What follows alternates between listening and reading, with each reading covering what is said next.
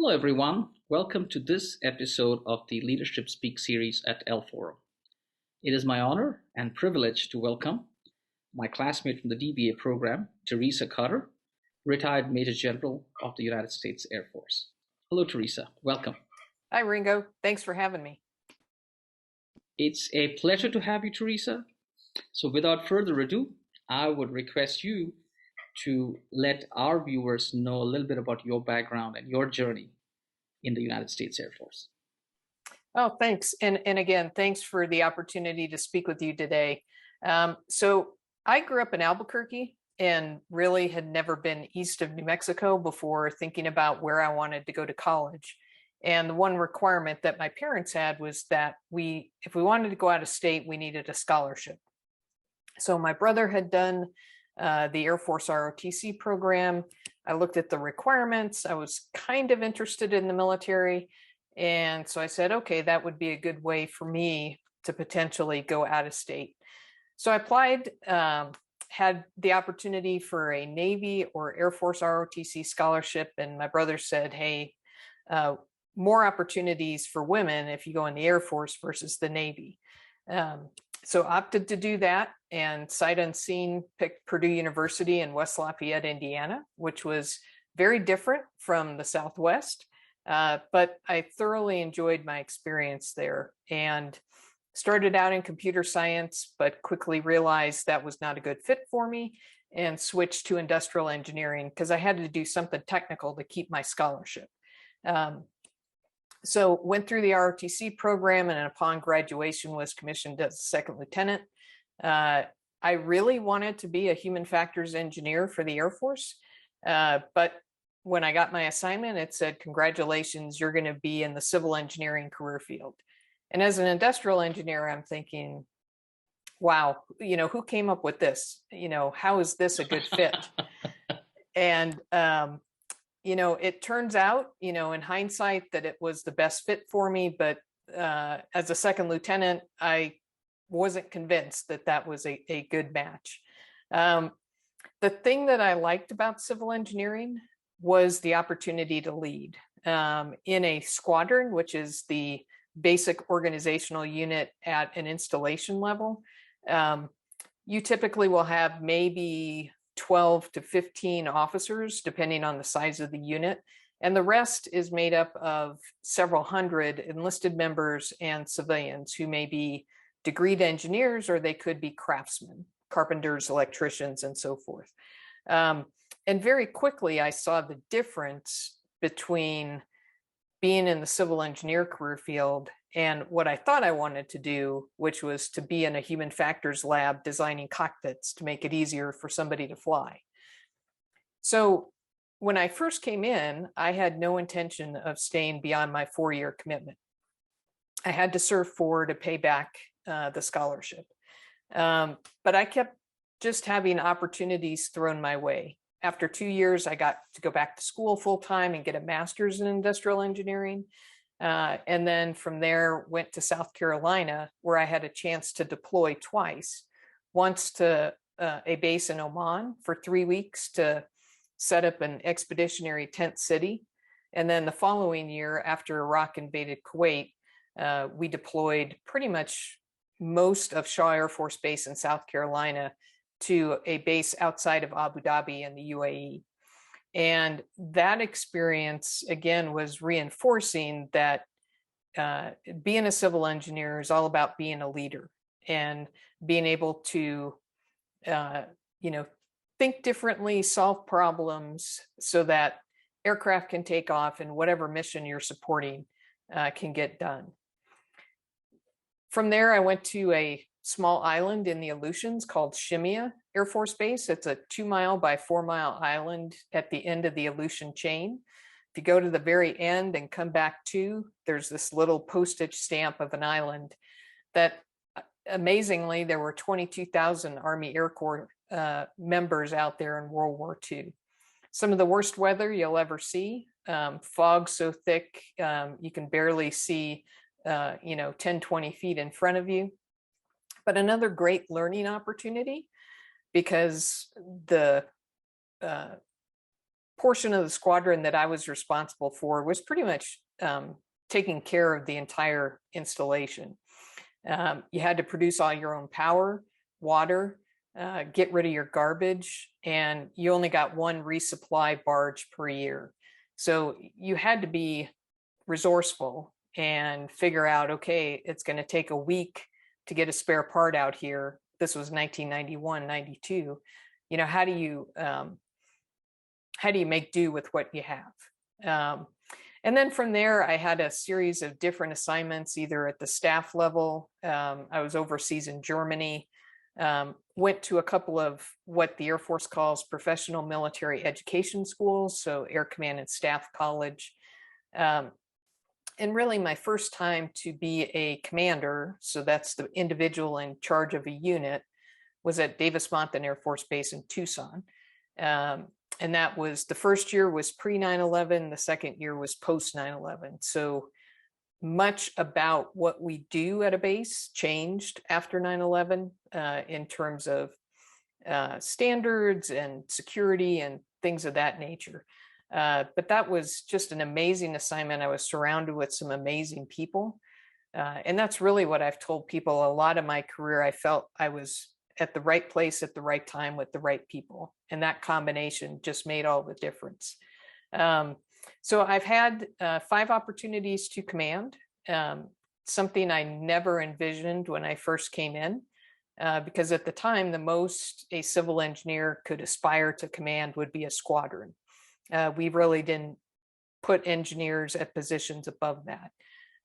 But I led a group in Montgomery, Alabama at Maxwell Air Force Base, an Air Base wing at Robins Air Force Base in Georgia, and then the largest joint base in the Department of Defense, Joint Base San Antonio in Texas, which was a huge challenge. I had the opportunity to be the top civil engineer for the Air Force, and thought that was going to be a 3-year job, and that would be my last job before I retired. But about 7 months into it, the chief of staff, who's the top officer in the Air Force, said, "Hey, I need you to do something else."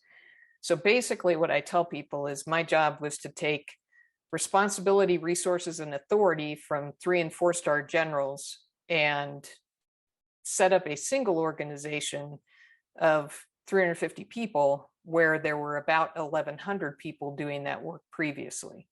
And of course, you had to make sure everybody liked that. Wow.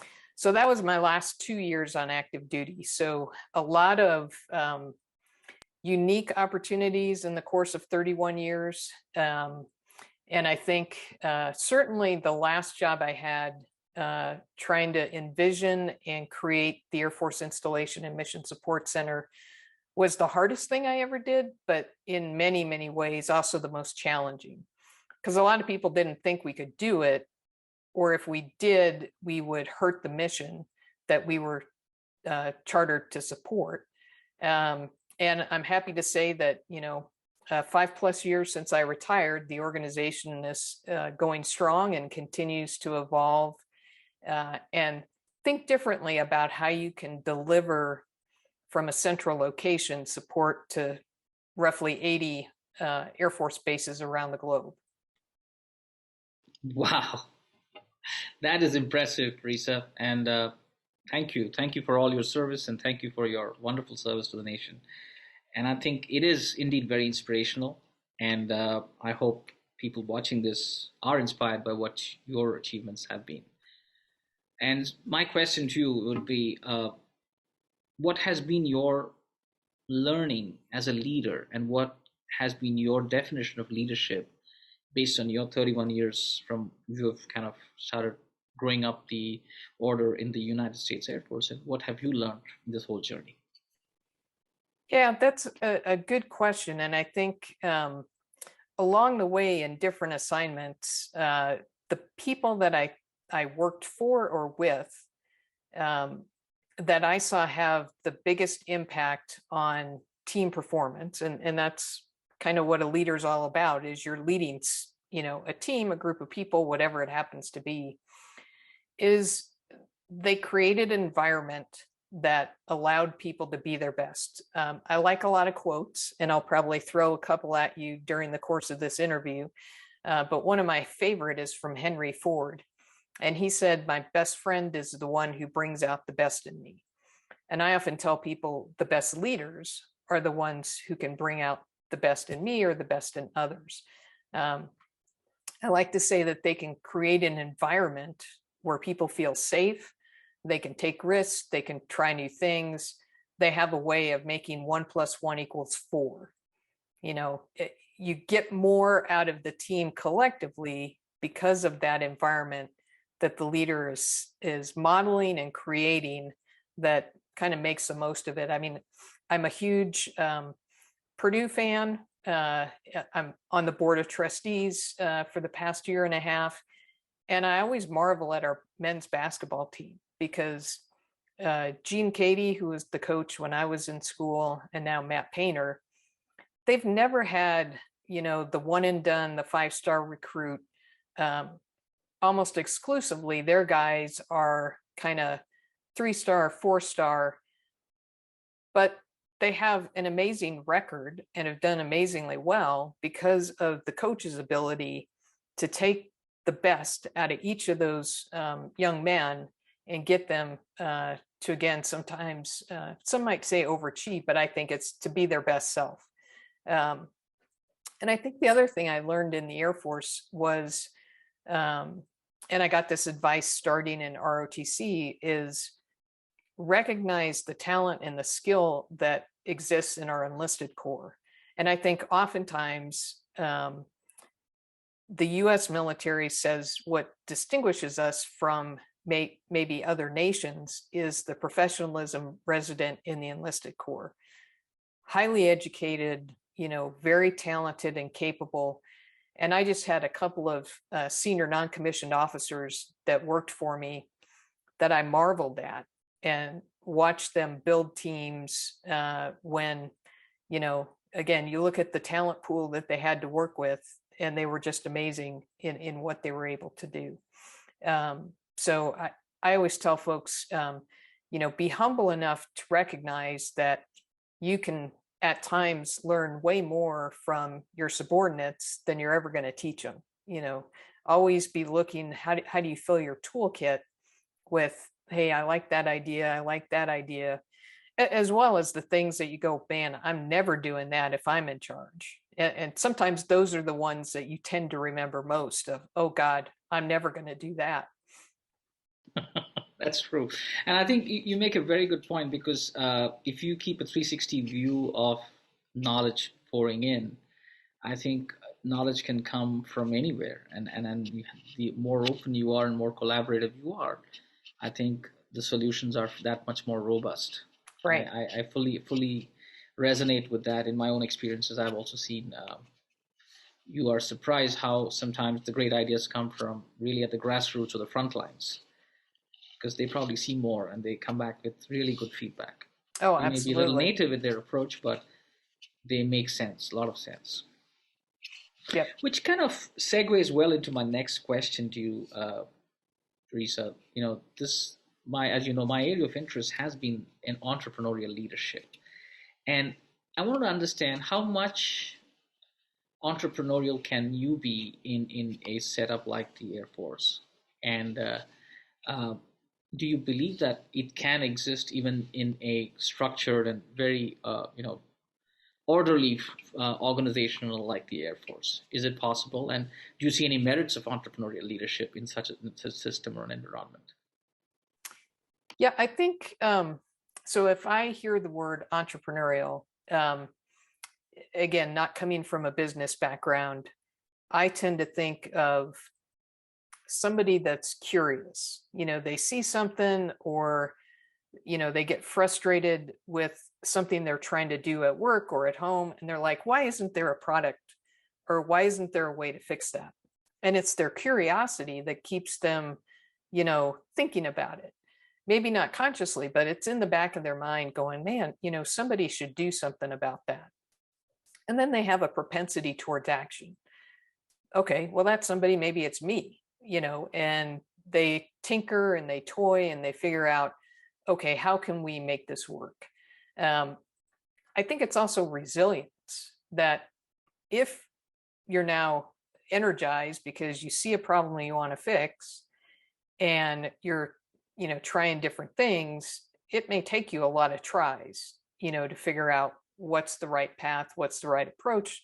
This material didn't work, that process doesn't work, and so forth. And I think in the military, and certainly I saw this the times that I deployed or I was at a base and we had an emergency, of people using what we call expedient methods or contingency engineering. So an expedient method might be, all right, you're at a location, you're trying to get it up and running, and you just don't have the part you need. Okay, how can you MacGyver something, to make it work? And I've seen folks do that. When I was out at Shimia Air Force Base, again, you're 1,500 miles from Anchorage. You get that one barge a year, one plane a day, if the weather's good enough. We had a power outage on base, and it took us about 7 hours to get the power back up. But what we didn't realize is that the what we called the water gallery, so the island slopes from north to south, underground collection point for water that's then pumped up to a treatment plant. Well, where the water was collected, there were pumps, but they weren't tied to backup power. So when the power came back on, the pumps did not. So we spent a week, you got 1 hour of water a day waiting on new pumps to come up. But in the meantime, the master sergeant that ran my water plant and the staff sergeant who ran my sheet metal shop, they came and found me and my boss, who was the commander, and said, hey, we think we've got something that'll work. And they said, it's just that the pumps are bad. They said, we have a fire truck that's basically a big pump. And so if we fabricate a fitting and we bypass these pumps, we can draft water out of the water gallery and at least provide a little bit more than an hour a day, or for firefighting if you needed it. And I always use as an example as somebody that's like, okay, they're keeping thinking about it. What can we do? What can we do? And of course, the staff in Hawaii said, they were telling us, you can't use a fire truck that way. And thankfully, the one colonel on the island is like, hey, they're not here. We're using it. Oh, no, we never heard that. Yeah, so I'll throw another quote at you. So when I thought about this question, another favorite of mine is from Emerson, and it says, don't follow where the path may lead, go instead where there is no path and leave a trail. To me, that's an entrepreneur. Beautiful, beautiful. And I think that kind of underscores what you said, that so it is possible that even in a very structured, definitive organizational structure like the Air Force, you could be entrepreneurial and still, give expression to your entrepreneurial tendencies, I guess. You come up with smarter innovation and Right. You're encouraged to do that, I guess. Yes. And I think certainly, over my 3 decades, the Air Force continued to get smaller. And so the smaller you are, I think the more innovative you have to be, not only in your thinking, but again, in how you use what you have and stretch it as far as it'll go. I totally agree. And you make a very good point about the curious thing, and that's something I've heard for the first time. Someone who's curious and who's doing action, and you have the resilience to keep trying because you don't really like the solution which exists. You Right. are questioning that solution, and I think that's the fundamental construct of an entrepreneur: the ability to keep looking, keep seeing what could be better, faster, cheaper, what have you. Yeah, and I guess the final thing the Air Force started shortly before I retired is they do an annual competition now similar to Shark Tank, Spark Tank. Wow. Okay, that's interesting. That allows, again, people at the very first level dealing with a problem to come up with an idea to, take time out of a process, I'm trying to think of some of the ones that were competing. Sometimes it's additive manufacturing. They're doing, 3D printing. Hey, we couldn't get this part forever, so let's just, make it ourselves. Others have come up with apps because again, everybody walks around with a phone. So can we do this again in a different way? Excellent. I mean, that's really heartening to hear. And then I guess this is a new dimension I did not know, that you always visualize armed forces, clear chain of command and clear directions and codifications that you kind of run with it. So this is really exciting to hear. Uh, what have been your biggest challenges as a leader and in your journey so far, Teresa? What have been the biggest challenges as a leader? Um, yeah, I mean, I guess it took me a minute to try and think about, okay, because there's tons of them, but what would I characterize as, a challenge? So for me, I'm an introvert. And my first probably 6 or 7 years in the Air Force, it was, you go to a social function, you have tons of those.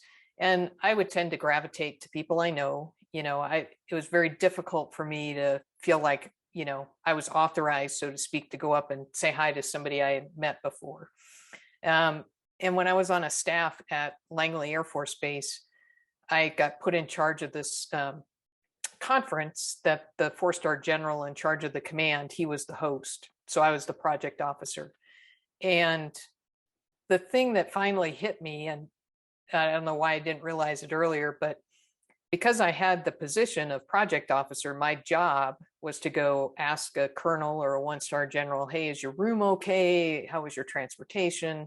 Can we do anything? And the one-star that I worked for, he told me afterwards, he goes, man, what got into you? You were, out there, not the wallflower anymore. And I said, well, sir, it was my job. And it just hit. I'm like, okay, I can still be an introvert, but when I have to, put on my out front of people mode, just do it and then go crash afterwards. So that was something to, again, kind of navigate through. Mhm. I think I watched a couple of people that I worked for in how they presented information and what seemed to resonate, what didn't. And so I think over time, getting people to change their mind or to view a situation differently, I really had to figure out, okay, where are they coming from, so I could craft my message in a way that is going to make an impact. Because a lot of times, there's some engineering issues that you want to get people to sit up and pay attention to. Hey, we're underfunding this, or if you don't pay for this now, it's going to cost you 10 times more later. Often that just falls on deaf ears. You got to put it in their perspective of what does that mean to them, and how can you do it in a way that isn't anecdote but is data-based. My next point I was going to make is, I often told people, let's have a fact-rich, emotion-poor conversation. Because a lot of times people Wow. come at it from their career field, from their organization standpoint, and kind of where they sit impacts their ability to thoughtfully listen and not automatically, kind of spin off and think, oh, I gotta rebut that. I've got to respond. And I think the higher up in rank that I went, sometimes that was harder for people, because you're the top person in your career field. Well, I got to defend. Well, no, again, kind of what's bigger than you, the Air Force, Department of Defense, the nation, that kind of thing. And that's really why in my dissertation, I looked at a couple of things in terms of systems thinking skills, boundary spanning. identification? Do you really identify with your team, or can you also identify with the broader team above you? And then I think finally, engineering is a very male-dominated profession. Still in my career field, I've been the only one promoted to general. Of all the people who have been the top civil engineer for the Air Force, I think we're now up to 27 white guys on the wall and me. So one of these things doesn't look like the other. And, people always ask me, well, did you have female mentors and so forth? And I'm like, no, I had guys who were helpful, offered good advice, mentors, so to speak. So I think getting people to realize that mentoring is not just automatically finding somebody who looks just like you, but as a leader, you've got to be willing to mentor everybody. So how do we continue to get young women who come into the career field to stay long enough to have the opportunity in the right jobs, that they demonstrate the leadership ability that's going to get them to be a colonel or get them to be beyond that? Excellent. And I think you hit upon some really sensitive challenges which most of us face, and we are probably a little bashful about sometimes, or would not want to recognize. So I think this will give a lot of food for thought for people watching this. Which kind of, segues well into my last question for our conversation today, Teresa. What would your advice be to young leaders, entrepreneurs, based on your experience? What do you think would be the nuggets of wisdom you'd like to share? Yeah, I think the first one that I always share with people is, I told you earlier that I wanted to be a human factors engineer, and I didn't get that. There were different jobs that I wanted to have the opportunity to do that it didn't work out. The Air Force asked me to go do something different. And I always tell them that Mick Jagger was right. You can't always get what you want, but sometimes you get what you need. At the time, you may not know it, but at least my experience is, when you look in hindsight, that opportunity that you pouted about because you didn't get the one that was in front of you and you were asked to take on, prepared you for something down the road. So beautiful. You learn something from everything you do. Sometimes, again, things go well and okay, you know what to do. And when they don't, all right, just file that away. I always encourage people to be comfortable with change because, like it or not, change is all around us. And oftentimes the same people who say they don't like change stand in line to get the latest and greatest iPhone or piece of technology. They want to be first in that vein. But organizationally, people just tend to be very resistant to change. So you got to figure out a way to, if not get totally comfortable with it, at least know how to deal with it. I think also people can get hung up on a title. Like in the military, a lot of people say, well, I want to be a chief master sergeant, or I want to be a colonel. And I mean, from my very first assignment, I had people saying, oh, you're going to be a general. I don't know why, but they did. They were not wrong. But when you think about that, okay, you want to be something, we should talk about, what do you want to do as a doctor, or do as an entrepreneur, or do as a general? Because it's not one, I saw a lot of people who attained a rank and then they stopped. Well, no, the added rank and responsibility allows you to be a part of a conversation. I mean, I thought long and hard about retiring as a colonel because I'd had several hard colonel jobs, and I'm like, man, I had to be sure that I was going to stay, not because of all these people who said, oh, you're going to do this, is if it did happen, what am I going to do with that added voice, so to speak. Because there were some meetings as a colonel that I just didn't get invited to, but miraculously, once I came out on the 1-star list, oh, hey, have a seat.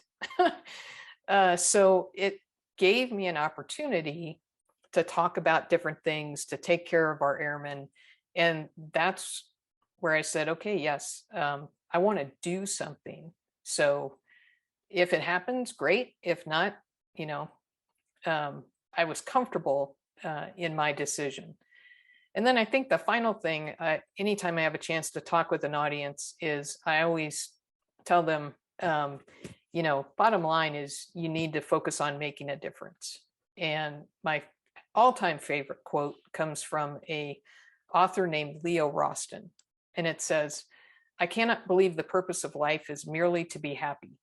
I think the purpose of life is to be useful, to be honorable, and to be compassionate.